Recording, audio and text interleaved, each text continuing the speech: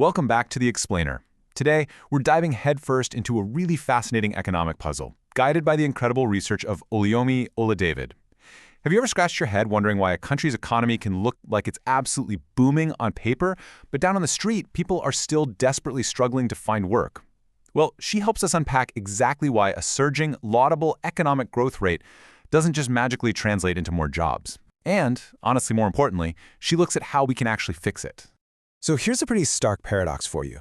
For decades, the conventional wisdom has been super straightforward, right? Rapid economic growth equals more jobs. Simple. But Nigeria's reality completely flips that script.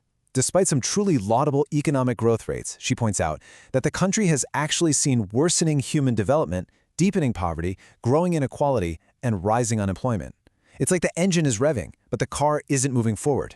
To solve this mystery, we'll follow the roadmap from her discourse paper. First, the jobless growth paradox. Second, the missing piece, women. Third, SMEs as growth drivers. Fourth, the decent work agenda. And finally, turning lip service into action. Okay, let's jump right into Section 1, the jobless growth paradox, and why policies are failing to fill the gap. Looking at Nigeria's track record of policy choices since independence, she points out a pretty sobering reality. We generally expect economic policies to actively help employment. Yet, she notes that these employment policies seem to have done almost nothing to close the ever-widening gap. The old strategies just haven't scaled with the rapidly growing workforce, creating this massive disconnect between what the policies intended and what's actually happening on the ground. Which leads us perfectly into Section 2, the missing piece, women, and taking a gendered analysis of the socioeconomic landscape. In her discourse paper, which she co-authored with Oyabanke of Columbia University, she powerfully frames the core issue with this one striking maxim: development that is not engendered is endangered. Just think about that for a second. She's arguing that any story of prosperity a society tries to tell is totally incomplete and, frankly, at risk if it doesn't fully integrate women's contributions. You just can't build a stable economic future while leaving half your population out of the blueprint. It's a complete non-starter. And the data absolutely backs this up. Highlighting a gendered analysis of the socioeconomic landscape, she reveals really tough truth. Women tend to fare significantly worse than men on many crucial employment indicators.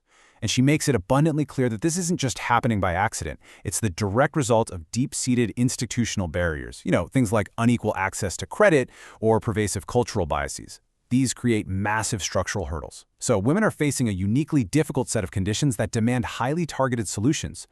All right, let's move to Section 3, SMEs as growth drivers, the true engine of employment. Before we get to the how, she makes sure we understand the what.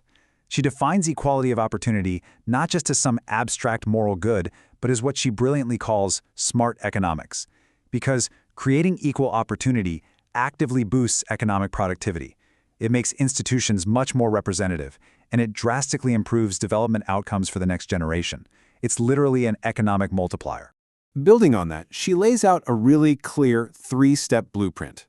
Step 1, Nigeria has to diversify its economy. You can't put all your economic eggs in one basket. Step 2, they need to adopt labor-intensive production systems, meaning focus on industries that actually require human beings, not just heavy machinery and capital, to grow.